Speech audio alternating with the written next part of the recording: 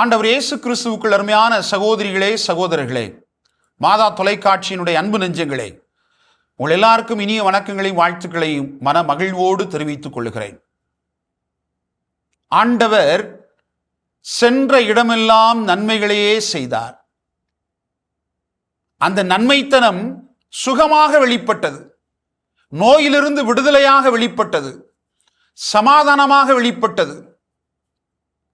ஒரு சிலருக்கு வயிறார உண்பதற்கு உணவாக அது வெளிப்பட்டது.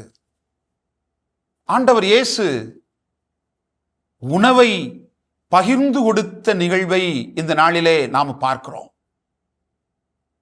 5 அப்பங்களையும் 2 மீன்களையும் கொண்டு ஏறக்குறைய 5000 ஆண்கள் இருந்தார்கள், பெண்களும் இருந்திருக்கிறார்கள், குழந்தைகளும் இருந்திருப்பார்கள்.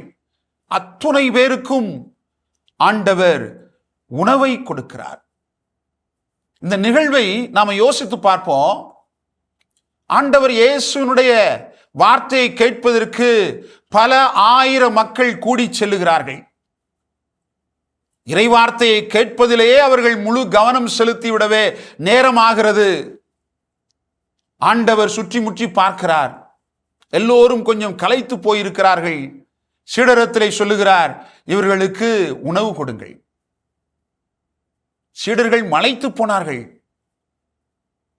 இவ்வளவு 1000 பேருக்கு நாம எங்கிருந்து உணவை கொடுப்பது? அது பாலை நிலம், அருகில் சென்று உணவை வாங்கி வர முடியாது. இத்தனை பேருக்கு உணவு கொடுக்க வேண்டும் என்று சொன்னால், செலவு செய்ய வேண்டும் என்று சொன்னால் எவ்வளவு செலவாகும்? உள்ளத்திலே நினைத்த சீடர்கள் ஆண்டவரிடத்திலே அவர்களை அனுப்பி விடுவதற்கு முயற்சி எடுங்கள் என்று சொல்லி ஆண்டவரிடத்திலே சொல்லுகிற பொழுது ஆண்டவர் சொல்லுவார், இவர்கள் என்னுடைய வார்த்தையை கேட்பதற்காக வந்தவர்கள். இப்படி சோர்வான நிலையிலே அவர்களை அனுப்பி விடுவது முறையல்ல. உங்களிடத்தில் இருக்கக்கூடிய உணவை கொண்டு வாருங்கள் என்று சொல்லுகிற பொழுது அங்கே 5 அப்பங்களும் 2 மீன்களும் கொண்டு வரப்படுகிறது. ஆண்டவர் அதை தன் தந்தையினுடைய முன்பாக வைத்து அவருக்கு நன்றி செலுத்தி அந்த அப்பத்தின் மீது ஆசீர்வதித்து அந்த அப்பத்தை பழுகச் செய்கிறார், பெருகச் செய்கிறார். ஆண்டவர் சொல்லுகிறார், 50 பேராக அமரச் செய்யுங்கள். அதிலும் கூட ஒரு ஒழுங்கை ஆண்டவர் கடைபிடிப்பதை பார்க்கிறோம். அது எல்லாருக்கும் உணவை கிடைக்க செய்கிறது, மீதியும் அங்கே பெறப்படுகிறது. என் அன்புக்குரியவர்களே, ஆண்டவர் இந்த நிகழ்வின் வழியாக நம்ம எல்லாருக்கும் சொல்லக்கூடிய செய்தி என்ன? ஒருவர் தன்னிடம் உள்ளதை பிறருக்கு பகிர்ந்து கொடுக்க முன் வருகிற பொழுது அது கடவுளுடைய ஆசீரினால் அது பழுகிறது, பெருகிறது. பெருகுவதோடு மட்டுமல்லாமல் எல்லாருக்கும் நிறைவாய் கிடைக்கிறது, மீதமும் இருக்கிறது. அதுதான் கடவுளுடைய அருள். அப்ப நாம முன் வர வேண்டும். நமக்கு கடவுள் எத்தனையோ ஆசீரை கொடுத்திருக்கிறார், அறிவை கொடுத்திருக்கிறார், ஞானத்தை கொடுத்திருக்கிறார், வலிமையை கொடுத்திருக்கிறார், வல்லமையை கொடுத்திருக்கிறார், நல்ல திறமையை கொடுத்திருக்கிறார்.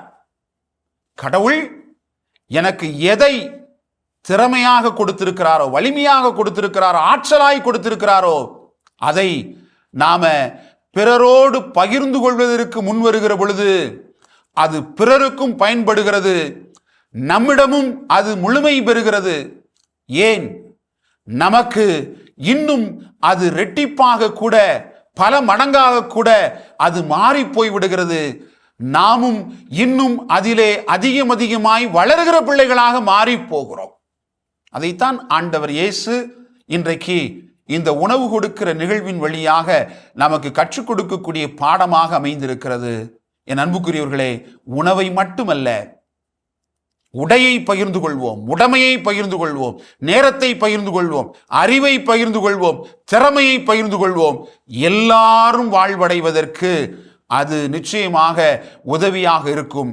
இதுதான் கடவுளுடைய திருவுளம், இதுதான் கடவுளுடைய ஆசீர்வாதம். இந்த கடவுளுடைய ஆசீர்வாதத்தை நானும் என் வழியாக நிறைவாய் கொடுக்க முடியும் என்கிற நம்பிக்கை கொண்ட பிள்ளைகளாக ஆண்டவருடைய அருளை இந்த நாளிலே சிறப்பாக பெற்றுக்கொள்ள ஜெபிப்போம். இயேசுவுக்கே புகழ், இயேசுவுக்கே நன்றி. மரியே வாழ்க.